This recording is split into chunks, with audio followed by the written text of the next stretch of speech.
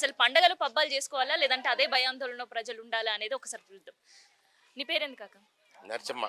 So ఎన్ని సంవత్సరాలు ఉంటున్నారు? 50 సంవత్సరాలు ఉంటుంటాం. 50 సంవత్సరాలు. 50 సంవత్సరాలు. సో 50 సంవత్సరాల కాలనీ ముందుందా, ఎయిర్పోర్ట్ ముందుందా? ఆ ఎయిర్పోర్ట్ ఉంది కానీ అంత పెద్దగా డెవలప్ కాలే. ఖాళీ మామూలు పెంచింగే ఉండేది. మేము దానికి పోయి వచ్చేది రోజు. అప్పుడు ఈ గోడ గీడ ఏం లేదు. 50 సంవత్సరాలు అవుతుందమ్మా. ఈ బస్సు పుట్టి కూడా ఈ బస్సు పేరు పెట్టిందే నేను. అర్జున్ నగర్ బస్సు పేరు పెట్టిందే నేను ఈ బస్సుకి. అప్పుడు మాకు రోడ్లు లేవు, కరెంట్ లేవు, వాటర్ సప్లై లేదు.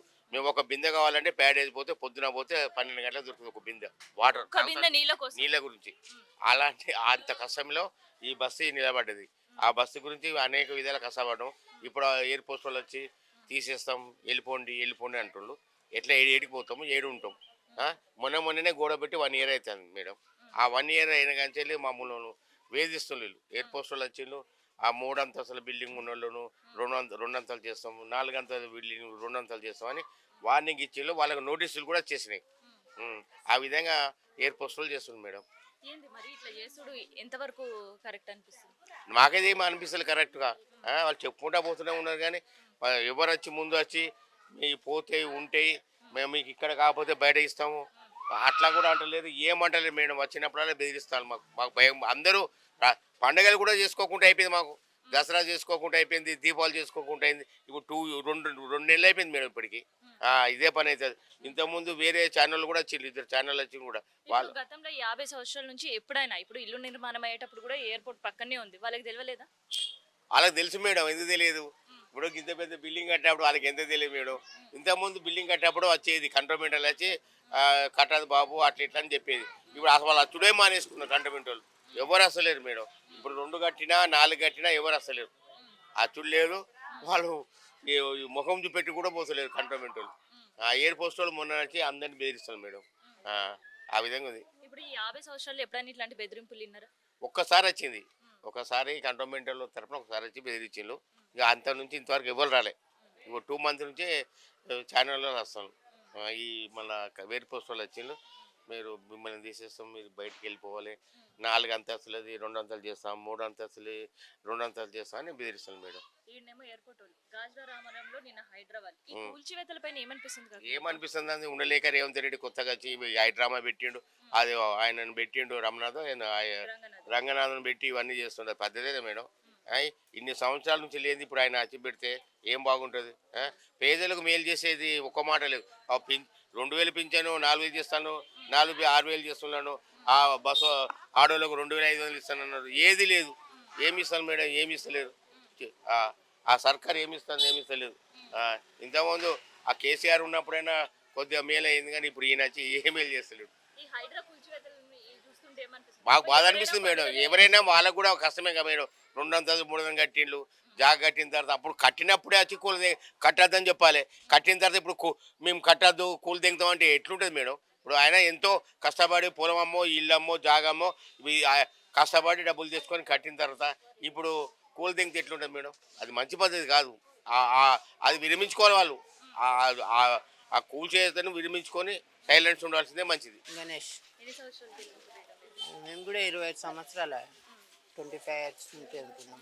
మరి ఏంది ఇప్పుడు ఎయిర్పోర్ట్ నోటీసులు ఇచ్చుడు, మేము ఎంత హై ఫ్లోర్ బిల్డింగ్స్ ఉండొద్దు కూల్ చేస్తామన్నాడు.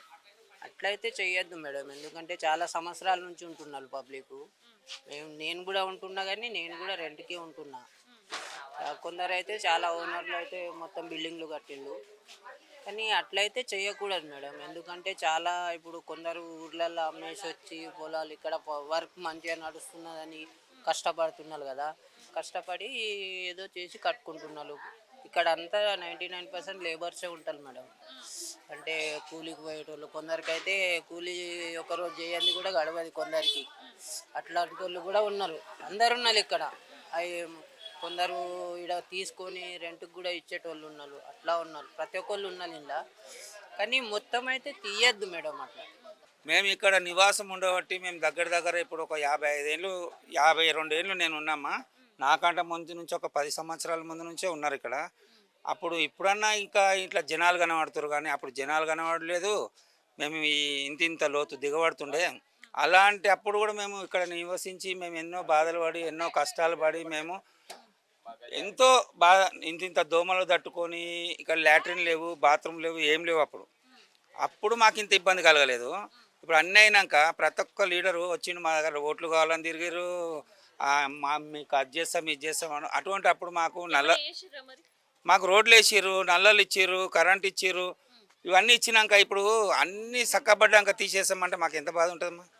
అయితే మేము ఒకటే అంటున్నామమ్మా, వాడు ఎవడని ఉండని, సెంటర్ మినిస్టర్ కానీ ఎవడని ఉండని, దానికి ఏముంటుంది అంటే మా ప్రాణాలైనా వదిలేస్తాం కానీ బస్సుని వదిలిపోయే సమస్య ఉండదు. ఒక్కొక్క ఫ్లాట్లో 4 ఫ్యామిలీలు ఉన్నాయి. మేము ఎక్కడ పోవాలి ఇప్పుడు? 52 సంవత్సరాలు వస్తుంది ఇక్కడనే ఉన్నాం మేము. మాకంటే ముందు నుంచి ఒక 10 సంవత్సరాలు కూడా ఉన్నారు ఇక్కడ.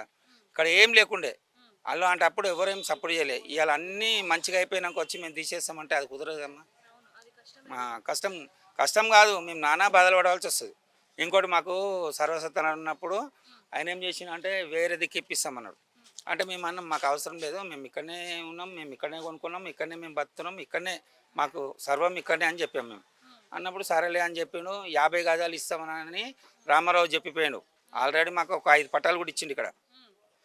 అప్పుడు ఏమైంది, సర్వసత్తాన ఎమ్మెల్యేగా ఉండే ఆయన ఏం చేసిండు, 50 గజాలు వద్దు, 60 గజాలు వద్దు, 30 గజాలు జనాలు ఎక్కువ అని చెప్పి 33 గజాలు ఇచ్చిండు మాకు.